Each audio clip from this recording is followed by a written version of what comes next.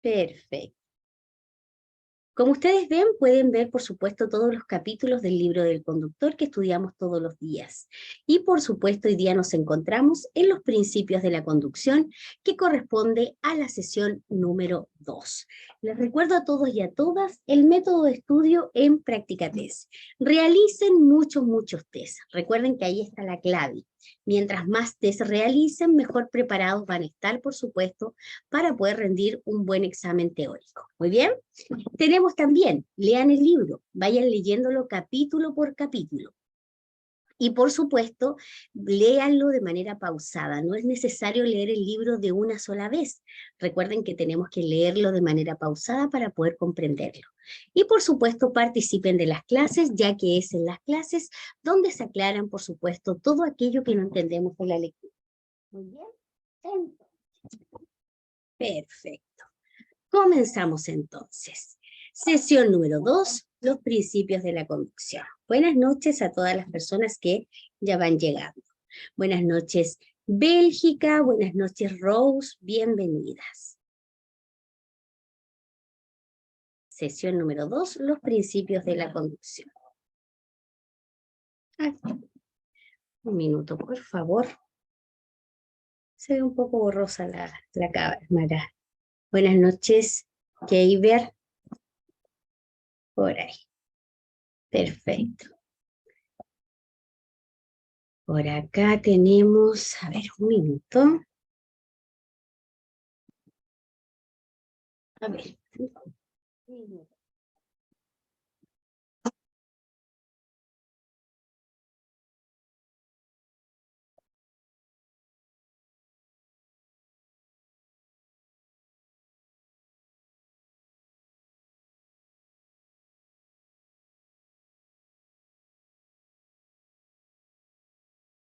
Perfecto. Aquí, por supuesto, ustedes ven, nuestra página oficial es practicatest.cl. En esta página, por supuesto, ustedes saben que desde aquí estudiamos todos los días. Nos vamos a la sección que dice temarios. Nos vamos a donde dice temario B. Y, por supuesto, vamos a donde dice los principios de la conducción y ponemos leer temario. Perfecto. Y aquí está el tema que vamos a comenzar a estudiar el día de hoy. Este capítulo es un poco largo, así que vamos a poner toda nuestra atención en aquello que vamos a estudiar hoy día. Muy bien. ¿Qué vamos a aprender en esta unidad? Vamos a hablar sobre el funcionamiento mecánico del vehículo y los sistemas que lo componen, iniciando por el motor y los frenos, los neumáticos y las luces.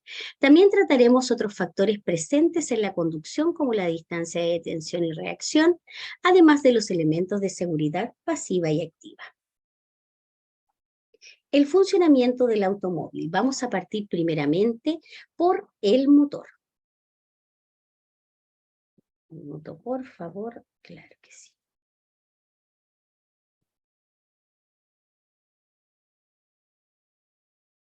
Perfecto, ahí sí. El motor, ¿qué dice? La importancia y la ubicación es el elemento más importante, es decir, es el corazón del automóvil. Normalmente se ubica en la parte delantera de este, aunque en algunos casos está situado en la parte de atrás, actualmente en automóviles de alta gama. El combustible, los vehículos particulares funcionan mayoritariamente con gasolina, benzina. Algunos para el trabajo funcionan con petróleo, diésel, como buses, camiones y camionetas, y de forma excepcional existen vehículos que funcionan con gas, como algunos taxis. Además, en Chile se ha impulsado la Política Nacional de Electromovilidad, centrada principalmente en el transporte público y flotas comerciales. El funcionamiento se mide por la cantidad de giros del motor en un minuto. Técnicamente se indica con la sigla RPM. ¿Qué significa RPM? Significa revoluciones por minuto en realidad, las cuales son indicadas por el tacómetro consistente en un reloj digital o análogo situado en los tableros de los vehículos. Tal como dice el libro del conductor, el motor es el corazón del vehículo, igual que el ser humano. Es la parte más importante del vehículo, ya que si no funciona el motor, no funcionaría ninguna de las partes del vehículo. Muy bien. También dice, hay una pregunta de examen que habla sobre cuál es la función o cuál es la función del motor principalmente. La función del motor principalmente es transformar la energía que viene de la gasolina, benzina o petróleo, que se transforma para poder, por supuesto, darle energía a las otras partes del vehículo y poder hacer que el vehículo funcione. Por lo tanto, pregunta de examen, la función del motor es transformar la energía. Y aquí tenemos, por supuesto, un video explicativo. Nos vamos ahora al sistema de lubricación. Los motores se lubrican a presión con aceite para todas sus partes móviles. El efecto del aceite es minimizar el desgaste y la fricción entre todas las partes móviles. Cuando el nivel de aceite está bajo, puede encenderse la luz de presión de aceite en el tablero, lo que significa que el motor no está siendo correctamente lubricado. Si nosotros hiciéramos una comparación con el ser humano, el aceite podría ser como la sangre del ser humano que nutre todos los órganos del cuerpo humano, ¿verdad? En este caso, el aceite cumple una función donde pasa por todas las partes móviles y lo que hace es minimizar el desgaste y la fricción entre sus partes para, en este caso, evitar el desgaste, ¿ok? Si en el tablero se enciende la luz que indica que el motor no está siendo lubricado, debe detener el motor y reparar la avería. Si no lo hace, el costo de la reparación posterior puede ser muy alto. Verifique el nivel de aceite de la varilla que se encuentra en el motor. Si usted saca la varilla, en la punta de la varilla aparece una medida. Y esa medida, por supuesto, debe estar correctamente con el aceite de su motor. Debe tener un color café claro, ya que si está de color negro, significa que el aceite en este caso no está en buen estado. Cambie periódicamente el aceite y el filtro que corresponda y use aceites recomendados por el fabricante. Y aquí tenemos, por supuesto, un video explicativo. Llegamos al sistema eléctrico. El sistema eléctrico, los principales elementos y funcionamiento del sistema eléctrico son el alternador. Es el encargado de producir la energía eléctrica y este entra en movimiento a través de la correa del motor. Cuando hablamos del alternador, se asemejaría en este caso al cerebro de un ser humano. ¿Por qué? Porque en el cerebro se producen todas las conexiones neuronales para que nosotros podamos funcionar, ¿verdad? En este caso aquí se producen las conexiones eléctricas para que el vehículo pueda funcionar. La energía producida por el alternador se almacena ¿dónde? En la batería. Si la correa está poco tensa, el efecto del alternador se minimiza y en el tablero se enciende una luz cuando la batería, en este caso, tiene poca carga. Y ahí tenemos, por supuesto, una imagen. Aquí, por supuesto, ustedes van a ver un video explicativo justamente del sistema eléctrico. Vámonos ahora al sistema de combustible. El sistema de combustible se compone de 3 partes. Ponga atención, pregunta de examen. Se compone de estanque de combustible, conductos y una bomba. Pregunta de examen. Estanque de combustible, conductos y una bomba. ¿Qué pasa cuando el combustible llega al motor? Los autos modernos cuentan con motores de inyección, donde el combustible es inyectado directamente a la admisión. En los autos antiguos funcionan con un carburador que se mezclan con aire y el combustible y después son aspirados por el motor. O sea, autos modernos, motores de inyección, autos antiguos, carburador. Muy bien. Cuando usted cargue combustible, siempre tenga en cuenta no abrir innecesariamente la tapa de la gasolina, pues los vapores de combustible son cancerígenos. Llene siempre el estanque para liberar menos gases y de esta forma contaminar menos. Use el octanaje recomendado por el fabricante, que es 93, 95, 97. Mientras más alto es el octanaje, más pura va a ser en este caso la gasolina. ¿Ok? Cuando usted cargue combustible, detenga el motor, no respire los vapores emanados por la gasolina, no hable por celular y no fume mientras carga combustible. Las reiteradas frenadas y aceleraciones al conducir generan un mayor gasto de combustible, específicamente cuando, por ejemplo, nos encontramos en un taco o en un atochamiento vehicular. Cuando tenemos que frenar y acelerar constantemente es cuando más combustible se gasta. Por lo tanto, cuando sepamos que vamos a andar con un tránsito, en este caso que es lento, cuando hay un taco, tenemos que andar con el combustible adecuado. El sistema de refrigeración. El objetivo es enfriar el motor o también equilibrar la temperatura, ¿verdad? Para mantener una temperatura adecuada, siempre usted recuerde. Para enfriar el motor se usa líquido refrigerante, que es agua destilada con anticongelante, la cual circula por los canales del bloque del motor y desde ahí pasa al radiador. Atención, al radiador es donde está en este caso el ventilador, ¿verdad? Cuando el motor marca una alta temperatura, puede estar obstruido el sistema de refrigeración, puede haber poco líquido en la correa de bomba de agua, puede estar mal tensada o también puede estar rota. Si el motor ha aumentado su temperatura, debe detenerse y reparar la falla. Atención, un motor que sube la temperatura es sumamente importante, por supuesto, detenerse y reparar lo que está fallando. Muy bien, ahí tenemos, por supuesto, un video explicativo. Llegamos al sistema de escape. Buenas noches. Bueno, Juana Fernanda, perdón, buenas noches. Esteban, buenas noches. Por acá tengo Carmen Gloria, buenas noches. El sistema de escape. Gases. Los gases en este caso tienen monóxido de carbono, es venenoso, incoloro y no tiene olor. La intoxicación, ¿qué provoca? Provoca dolor de cabeza y vómitos, que son los primeros síntomas. Las múltiples sustancias tóxicas de estos gases son peligrosas para la salud y el medio ambiente. Les recuerdo que la intoxicación, en este caso, el libro del conductor es súper claro en especificar que los primeros síntomas son dolor de cabeza y vómitos. En el examen te pueden poner muchos síntomas más, que pueden ser vómitos, desmayos, convulsiones, etc. ¿Ok? En este caso usted tiene que poner claramente que son solamente 2 síntomas primarios. ¿Ok? Acá tenemos, por supuesto, un video explicativo. Llegamos ahora al embrague. Al presionar el pedal de embrague se desconecta la transmisión del sistema que se encuentra entre el motor y la caja de cambios. En ese momento no se transmite energía y es posible pasar cambios y volver a conectar el embrague soltando el pedal. ¿Ok? Al conducir presionando el pedal durante un tiempo extenso, se disminuye el control sobre el vehículo. Nuestra conducción no tiene que ser todo el tiempo con el embrague presionado. Recuerde que la función del embrague en este caso es conectar y desconectar los discos para que nosotros podamos pasar y cambiar la marcha. En este caso vamos a verlo en esta imagen. Si usted presiona el pedal del embrague, usted está desembragando, ¿ok? Al desembragar, se separan los discos del sistema de embrague y es posible poder pasar los cambios y activar la marcha que yo deseo, ¿ok? De acuerdo a la velocidad que yo voy.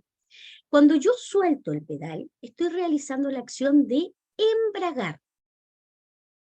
Cuando estoy embragando, se acopla todo el sistema con la marcha ya engranada o ya pasada y la fuerza pasa directo del motor a las ruedas a través de la caja de cambios. ¿Qué es la caja de cambios? La caja de cambios, la función principal es multiplicar la fuerza del motor. Pregunta de examen. Puede tener hasta 6 marchas. Cada marcha corresponde a un rango de velocidad.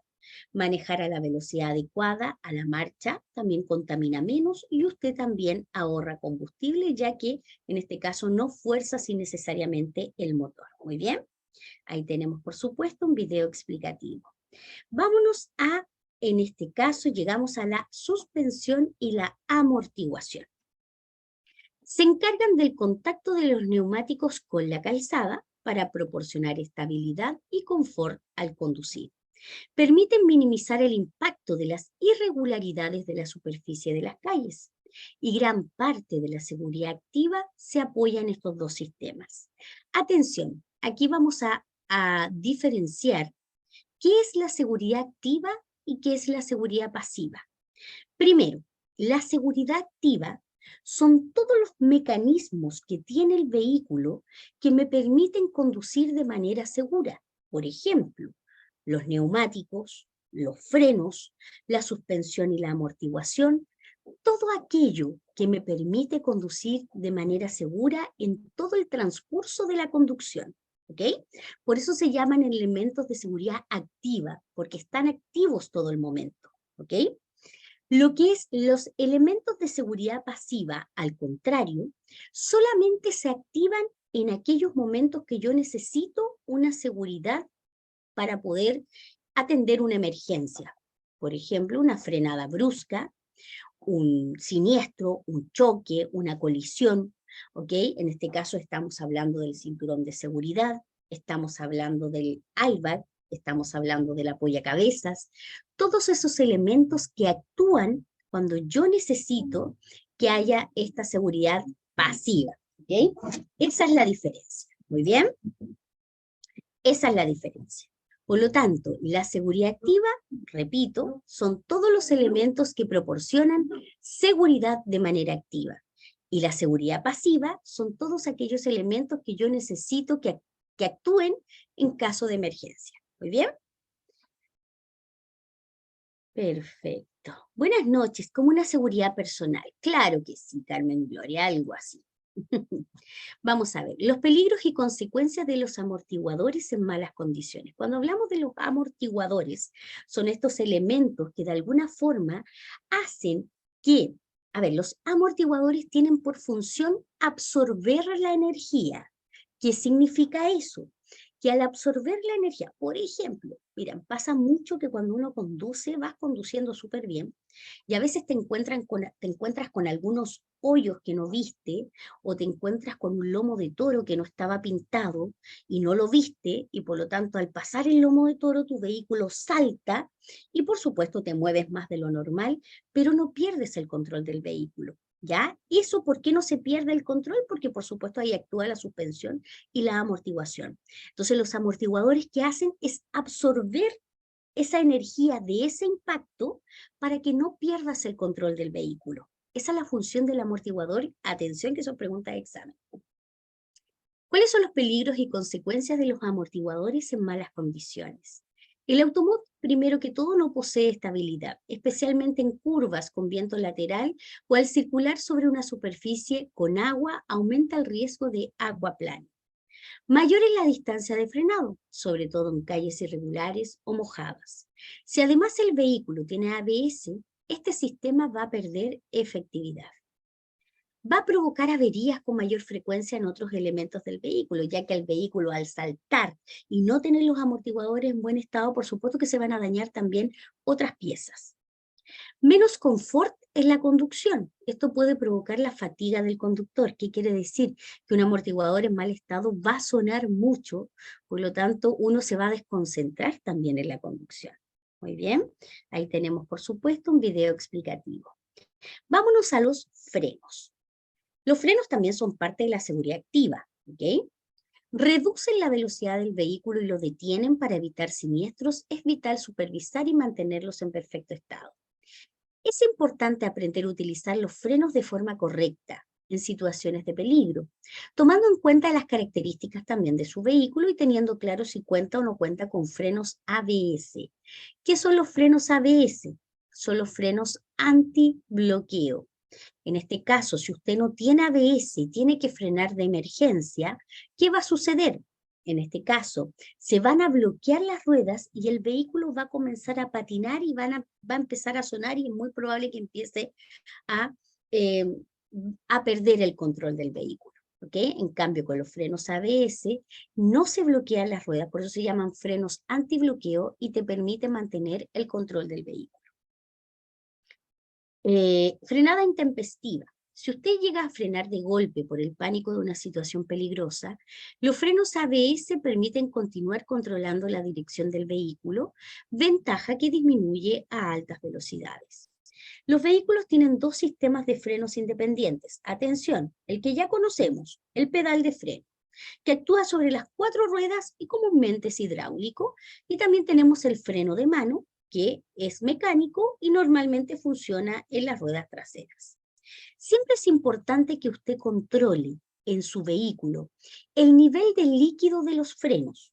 Continuamente, en base a las indicaciones del fabricante, este líquido no se consume y si baja su nivel es por un desperfecto mecánico. Esto último puede causar un siniestro. La carrera del pedal no sea demasiado larga, o sea que al momento de presionar el pedal yo no tenga que extender mi pierna hasta el final para poder frenar el vehículo. Que la posición del pedal no descienda cuando lo tiene fuertemente presionado o cambie de posición. También tenemos que controlar que el pedal no se sienta rígido y no elástico. El pedal de freno debe ser elástico, ya que es una parte fundamental, por supuesto, de la seguridad activa de nuestro vehículo. También tenemos que controlar que las luces de freno funcionen correctamente, que el freno de mano funcione correctamente y que los frenos actúen de forma pareja sobre las 4 ruedas. Muy bien, ahí tenemos, por supuesto, un video explicativo. Llegamos ahora a los neumáticos. Los neumáticos vendrían siendo como el punto de apoyo del vehículo con la calzada, son los neumáticos, ¿verdad? Por ello el agarre es fundamental, pues entrega seguridad en distintas condiciones climáticas y de emergencia. Si asemejamos un elemento del ser humano, podríamos decir que los neumáticos vendrían siendo como los zapatos de una persona.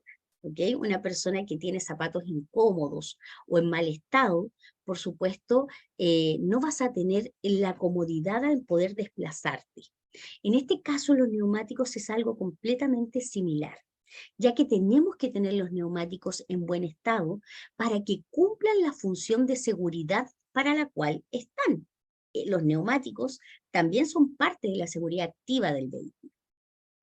Para que los neumáticos cumplan bien sus funciones de, atención, pregunta de examen, frenado, agarre y direccionalidad, son las 3 funciones de los neumáticos. Los dibujos o surcos de sus bandas de rodamiento deben tener una profundidad aconsejable mínima de 3 milímetros. Cuando la profundidad de tales dibujos es muy baja o inferior a 1,6 milímetros, baja la fricción con el pavimento mojado, aumentando el riesgo de que se pierda el contacto con el pavimento por causa de la capa de agua que se forma delante de los neumáticos. Revisa habitualmente los neumáticos y compruebe que sus detectores de desgaste de la profundidad de los surcos no le indiquen que es inferior a 1,6. Atención, hay una pregunta de examen que habla sobre el neumático seguro. El neumático seguro siempre va a ser que la profundidad de sus surcos deben ser 3 milímetros, no 1,6. ¿Ok? El neumático seguro siempre son 3 milímetros. Muy bien. De los distintos elementos que debe revisar el conductor, los neumáticos deben ser los primeros. Ahí tenemos, por supuesto, un video explicativo. Llegamos a las luces del vehículo. Buenas noches, Bonaldo.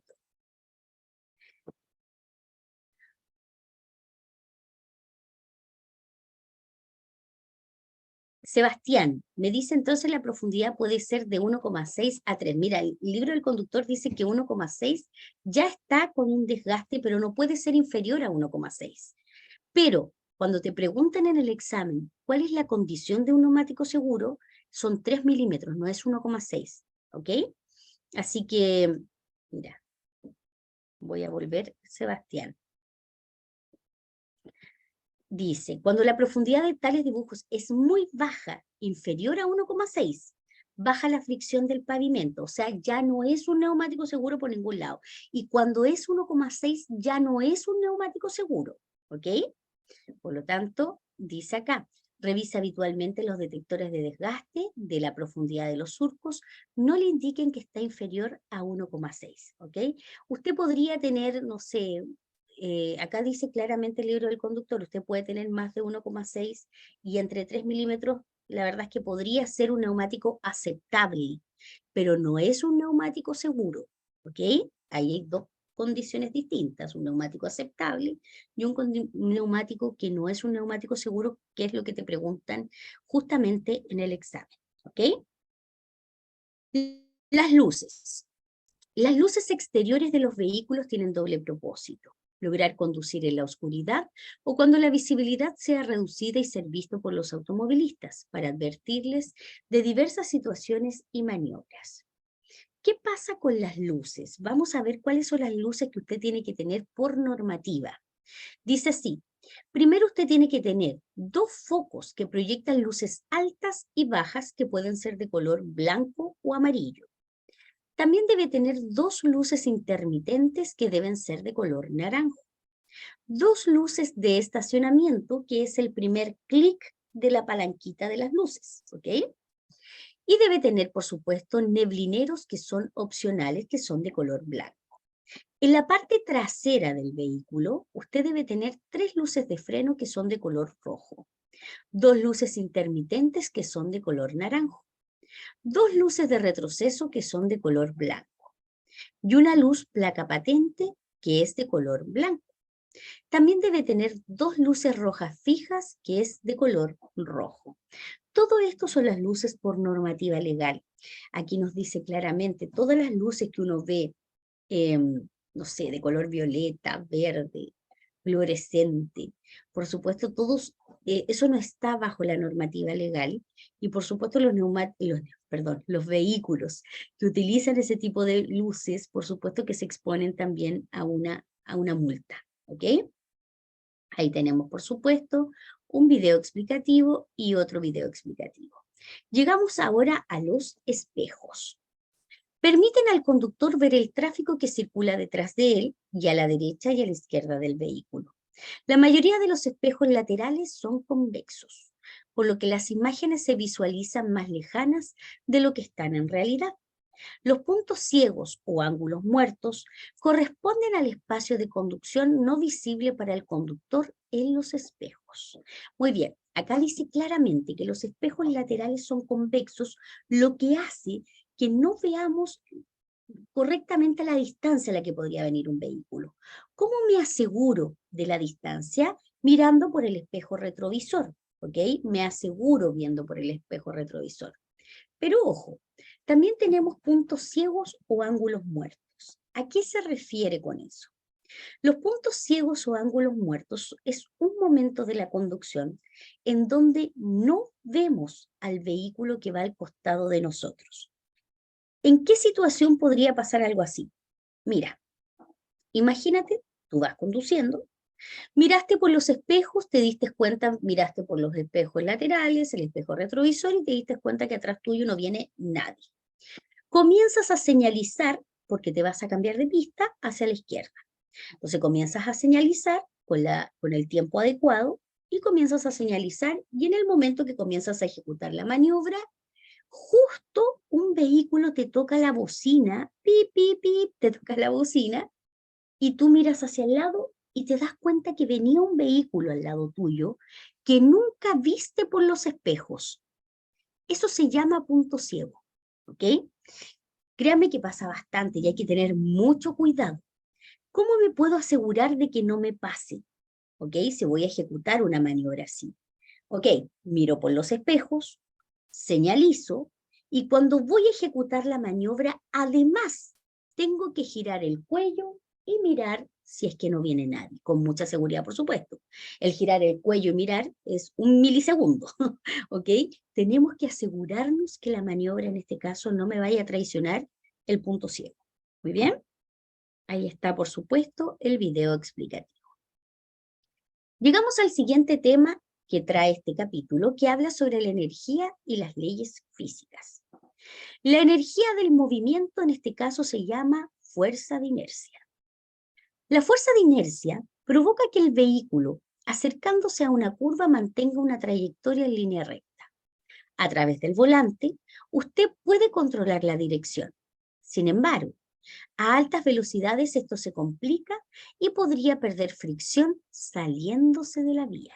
¿Ok? Atención, esto es como cuando, por ejemplo, imagínense, cuando usted se tiraba de una pendiente, imagínense cuando eran niños, no sé si lo hicieron alguna vez, pero se tiraron de un cerro o una pendiente en bicicleta.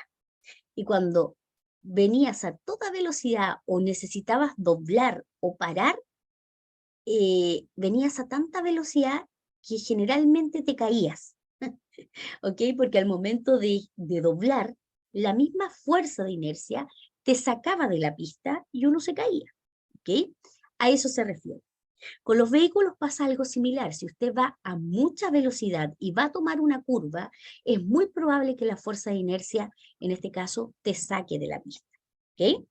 Por lo tanto, siempre recuerda el conducir. Verificar con anticipación el estado del camino. Estar atento a cualquier sorpresa mientras conduce. Las hojas caídas, derrames de combustible, pérdidas de aceite, provocan que el pavimento sea resbaladizo.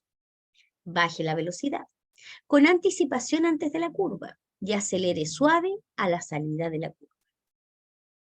La fuerza centrífuga en una curva tiende a sacar el automóvil de la vía dependiendo de la velocidad y de lo cerrada que sea la curva. Muy bien, atención, la fuerza centrífuga es eso lo que hace. Hace que en este caso te saque de la curva. ¿Y de qué depende la fuerza centrífuga? Depende principalmente de la velocidad a la cual vaya el vehículo y también de lo cerrada que sea la curva. Atención, que es pregunta de examen. Ahí tenemos, por supuesto, un video explicativo. Y llegamos al famoso ejercicio matemático. Dice así, la distancia de detención. ¿Qué es la distancia de detención? La distancia de detención es igual a la distancia de reacción más la distancia de frenado. ¿Qué significa cada una? Vamos a ver. Fíjese en esta imagen. Tenemos una imagen donde un vehículo que está justamente marcado con la línea azul, dice distancia de reacción. La distancia de reacción es la distancia que recorre un vehículo desde que el conductor percibe un estímulo hasta que responde al mismo pisando el freno. O sea, si yo voy conduciendo y veo que más adelante hay un semáforo que está cambiando a rojo, para mí el estímulo vendría siendo el semáforo. Cuando yo vi el estímulo y presioné el freno, esos milisegundos, o un segundo podríamos decir, se llama distancia de reacción. Es como yo reaccioné a ese cambio de luz roja, ¿ok? Luego, presioné el freno. Y cuando presioné el freno, el vehículo se comenzó a detener. Hasta que el vehículo se detiene por completo, eso se llama distancia de frenado. ¿Qué dice la definición? La distancia de frenado es la distancia que recorre el vehículo desde que el conductor pisa el freno hasta que logra detenerlo. Muy bien, eso es cada una. Ahora, ¿de qué depende la distancia de reacción en este caso? Por supuesto, de la edad. Una persona que es muy mayor quizás va a tener sus capacidades de reacción quizás disminuidas. También depende de la fatiga y la somnolencia que tenga la persona. Si va somnoliento, por supuesto que va con sus capacidades también disminuidas. Consumo de alcohol y drogas y algunos medicamentos también. Depende de la temperatura del interior del vehículo y las distracciones. Si una persona viene hablando por celular, por supuesto que va a estar concentrado en otra cosa. ¿Ok? ¿De qué depende la distancia de frenado? La distancia de frenado depende de la velocidad a la que circula. Recuerde que un vehículo que viene a 130 kilómetros por hora no va a tener la misma distancia de frenado de un vehículo que viene a 50 kilómetros por hora. Por supuesto, el que lleva más velocidad le va a costar más frenar, ¿verdad? La masa del vehículo, mientras más pesado sea el vehículo, más nos cuesta frenar. Carga y su colocación. En este caso lo mismo, hablamos del peso y la capacidad y la aerodinámica que traiga el vehículo. Estado del vehículo, si viene en buenas condiciones o no. Condiciones de la vía. La distancia de frenado no es la misma en un pavimento seco que en un pavimento mojado o que en un pavimento con hielo. ¿Ok? Por lo tanto, la distancia de frenado aumenta hasta 10 veces sobre lo normal en un pavimento con hielo o con nieve. ¿Ok? La distancia de frenado con lluvia, por ejemplo, aumenta el doble de lo que sería en un pavimento normal. ¿Ok? Y por supuesto las condiciones meteorológicas, como ya les decía. Muy bien, vamos a ver entonces el ejercicio, cómo se realiza el ejercicio matemático para esto, mediante un ejemplo. Muy bien. Voy a proyectar el ejemplo.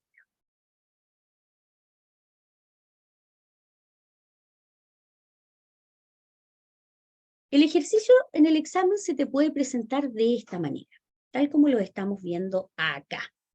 Dice, si un vehículo viaja a 60 kilómetros por hora, ¿cuál es la distancia de detención? Esa es la pregunta. Entonces sabemos que la distancia de detención es la suma de la distancia de reacción más la distancia de frenado. Fíjese, dice, distancia de reacción dice que se multiplica por 3. Distancia de frenado se multiplica por 5. Ahora, usted me dirá, ¿pero qué significa ese 3 y ese 5? ¿De dónde salieron? ¿Ok? Ese 3 y ese 5 no se confunda, no significan segundos, no es velocidad, no son metros. Es solamente una fórmula matemática, es una fórmula estandarizada en donde siempre tenemos la distancia de reacción, siempre se va a multiplicar por 3 y la distancia de frenado siempre se va a multiplicar por 5. Es una fórmula que se usa para sacar este ejercicio, ¿ok? Entonces, decimos, yo tomo el 60, vamos a sacar primero la distancia de reacción, que se multiplica por 3.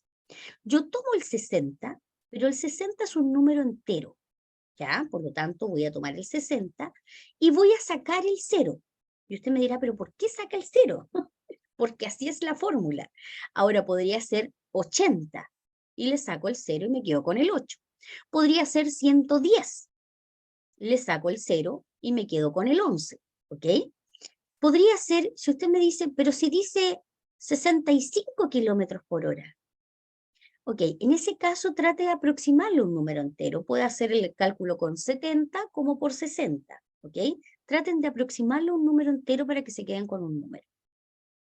Por lo tanto, yo voy a tomar el 60, le saco el 0 y lo multiplico por 3. Y pongo 6 por 3, 18. Ahora, tomo el 60, le saco el 0 y lo multiplico por 5. 6 por 5 me da 30. Ahora sumo. La distancia de detención, 18 más 30, me da 48 metros aproximadamente. A ver, la palabra aproximadamente es clave, porque este ejercicio es un ejercicio aproximado, no es exacto. Lo que significa que si en tu examen tienes 3 alternativas y tienes la alternativa A, te da 30, la alternativa B te da 50 y la alternativa C te da 120, yo tengo que seleccionar aquella alternativa que más se acerque al cálculo que yo saqué.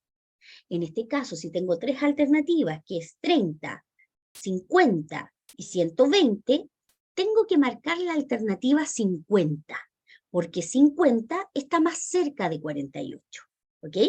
Por eso les digo, es un cálculo aproximado. Y si no aparece en la alternativa el cálculo que yo saqué, tengo que seleccionar la alternativa que está más cerca del número que yo saqué. Muy bien, así se hace este ejercicio. Muy bien. A ver, hay gente que me dice que lo haga. Miren, no me puedo devolver porque, como les digo, tengo que seguir avanzando con el contenido. Recuerden que la clase queda grabada.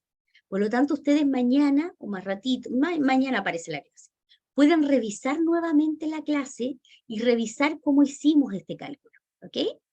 Así que no hay problema.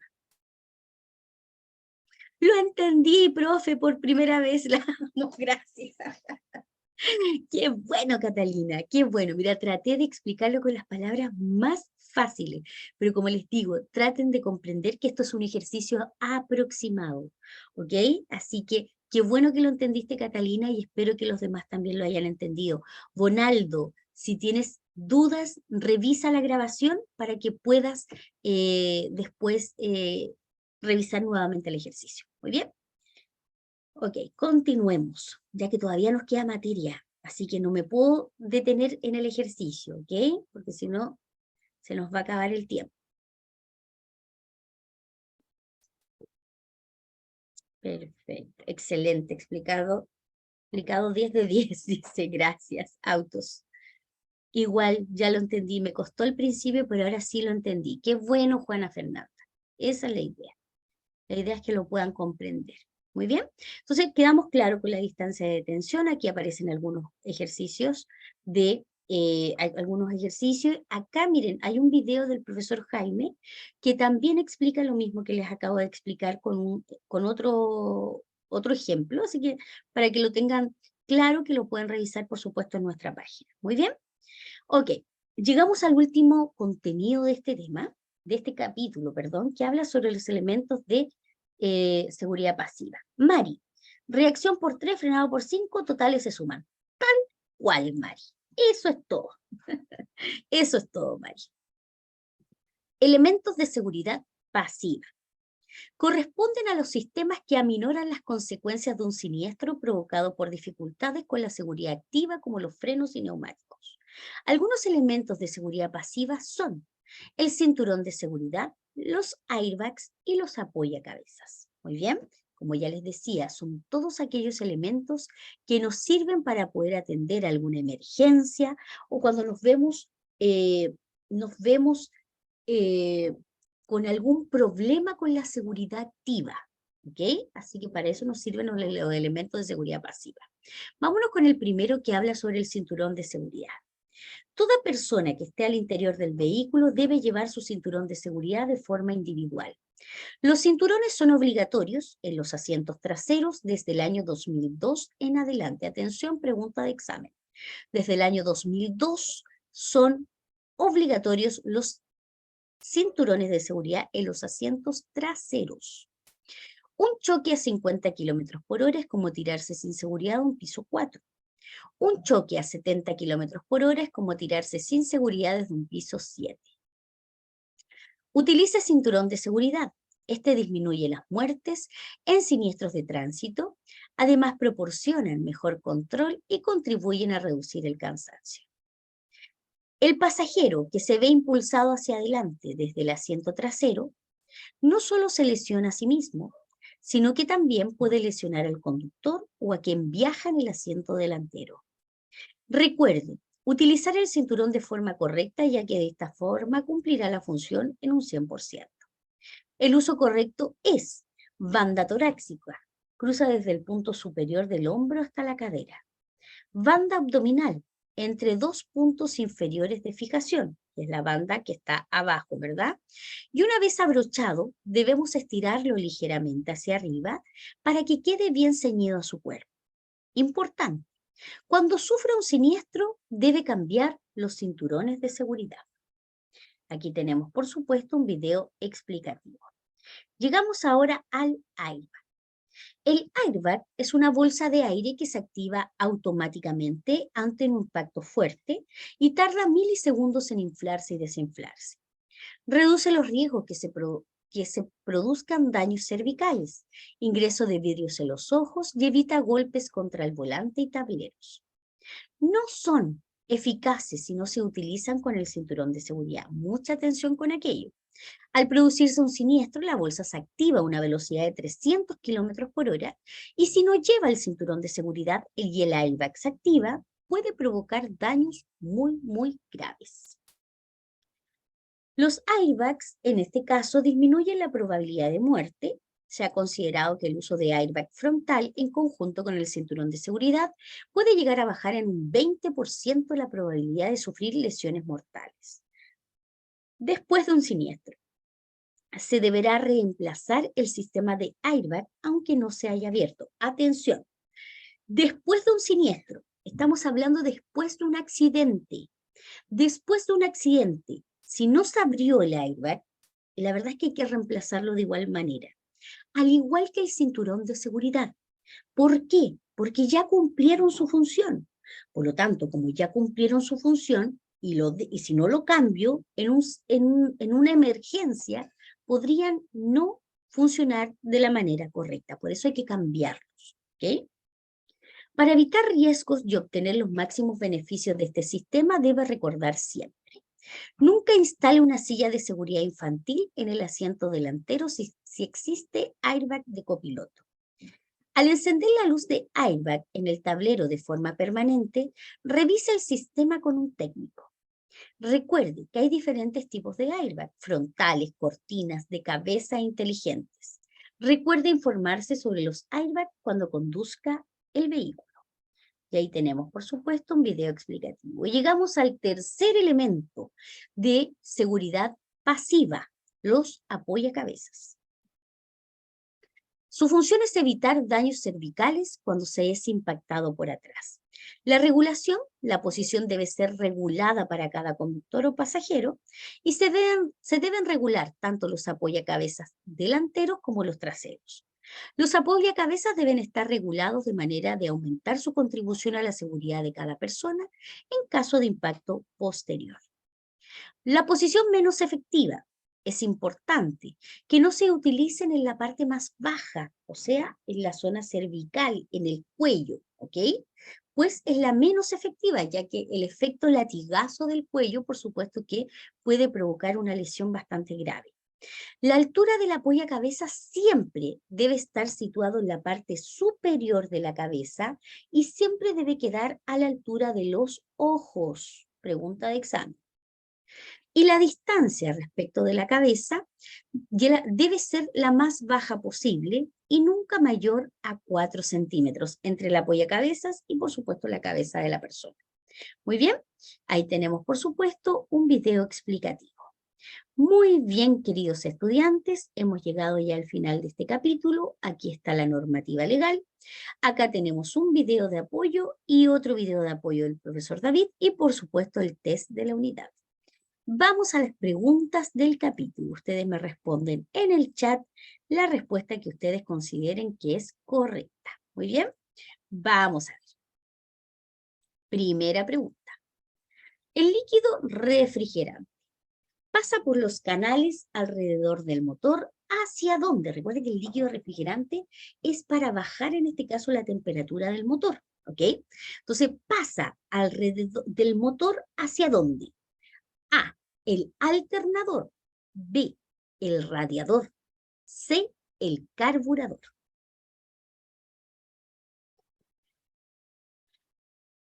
Marque.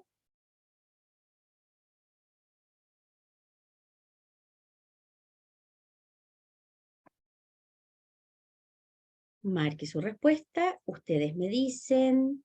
Claro, por acá hay gente que me está marcando la letra B. Perfecto, no se vaya a confundir. Atención, letra B, el radiador, y eso es correcto. No se vayan a confundir con el alternador. El alternador, suenan, miren, radiador y alternador suenan súper parecidos, pero el alternador, recuerden que almacena la energía eléctrica, ¿ok? Tiene que ver el alternador con A, es como el cerebro, en este caso, del, del sistema eléctrico, ¿ok? No lo olviden. Atención, acá tenemos un ejercicio. Usted conduce un vehículo con frenos y neumáticos en buenas condiciones. La superficie de la calzada está seca. ¿Cuál es la distancia aproximada de tensión total? Distancia de reacción más distancia de frenado si usted va a 70 kilómetros por hora. Haga el cálculo y luego me dice, lo espero. Haga el cálculo.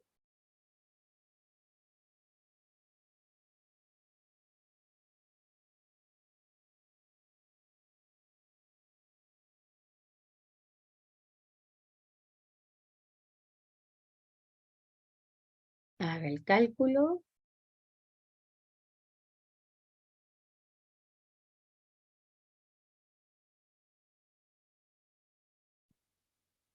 Muy bien, están marcando su respuesta. Bien, Mari.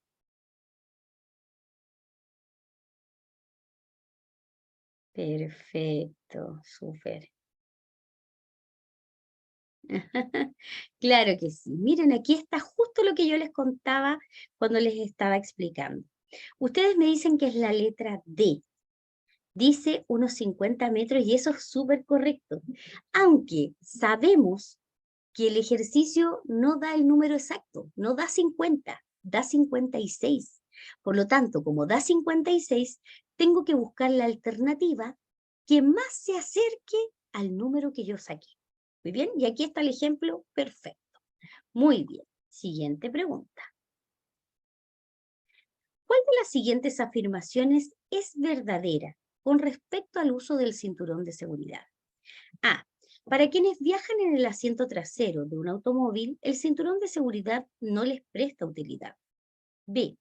El cinturón de seguridad disminuye las posibilidades de sufrir lesiones en un accidente. C. Los airbags o bolsas de aire reemplazan ventajosamente el cinturón de seguridad. Acá nos dicen cuál de las siguientes afirmaciones es verdadera. No se vayan a confundir, comprensión lectora, lo que significa que hay dos alternativas que son falsas y solamente hay una verdadera. ¿Cuál es la verdadera? Comprensión lectora, recuerden. Muy bien. Ustedes me dicen que es la letra B y eso es correcto. Muy bien. Siguiente pregunta. El neumático seguro es un neumático cuyos surcos A. No están llenos de barro u otros materiales. B. Miden 3 milímetros de profundidad. C. Son inferiores a 1,6 milímetros.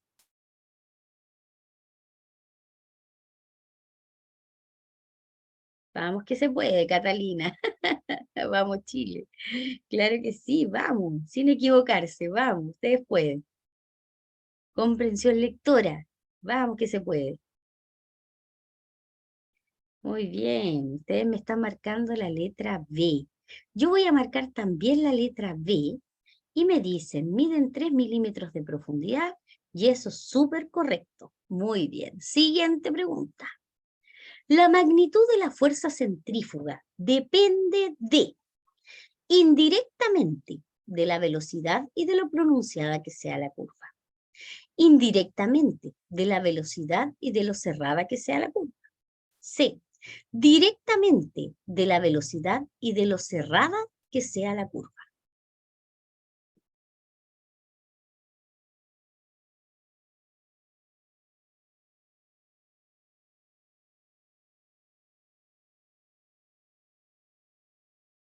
Muy bien, directamente, claro que sí.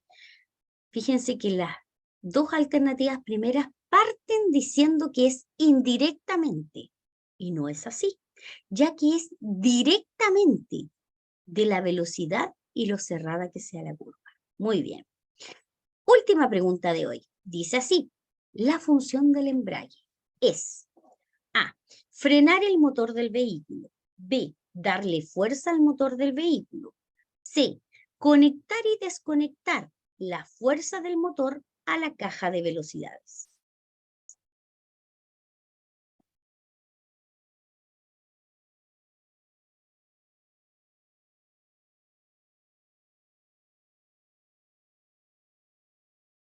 Vamos, vamos, vamos a ver. Claramente que sí. Vamos a ver. Mari, por Dios. Dice, si no paso la teórica me tiro al metro. No hay que ser tan extremo. ¿Para qué? Si usted puede tener más posibilidades. Hay más posibilidades. Muy bien. Perfecto. Ustedes me dicen que es la letra C. Y eso es súper correcto. Recuerden que el embrague conecta y desconecta los discos para que nosotros podamos pasar la marcha y por supuesto esa marcha pueda activar la velocidad que estamos poniendo en este caso con la caja de cambio, ¿ok? Muy bien. Felicitaciones a quienes tuvieron todas sus preguntas correctas el día de hoy. Felicidades, felicitaciones. Con la licencia yo trabajo con nadie en Chile. ¿Cuántas me puedo? Perfecto. Muy bien. Antes que se vayan, mira, me hiciste una muy buena pregunta. Creo que hay gente, eh, es súper, gracias Soledad. Antes que se vayan, vamos a recordar algo que vi ayer, ¿ok? Que tiene que ver, bueno, ayer era la primera sesión, y en la primera sesión yo hablé de cómo se compone el examen. El examen teórico, en este caso, se compone, primeramente, vamos a ver las preguntas, la cantidad de, antes que se vayan, vamos a recordar. Ahí está. Vamos a recordar para que, ay, se me fue la, perfecto. Exactamente. Vamos a recordar cómo es el examen teórico, ¿ok? Para las personas que no estuvieron presentes ayer. ¿Cómo es el examen? El examen teórico se compone, atención, de 35 preguntas, ¿ok? Que el sistema elige al azar de las 800 o más que existen en plataforma. Hay 3 preguntas que son de doble puntuación, por lo tanto, el examen tiene un puntaje máximo de 38 puntos y se aprueba con un mínimo de 33 puntos. Usted va a tener un tiempo máximo para responder de 45 minutos. Y existen 3 preguntas que son de doble puntaje y corresponden a alcohol y drogas, velocidad y sistema de retención infantil. Para aprobar el examen, usted tiene que tener 33 puntos como mínimo. Si usted reprueba la primera vez, va a tener un plazo posterior de 20 a 25 días para volver a repetir su examen.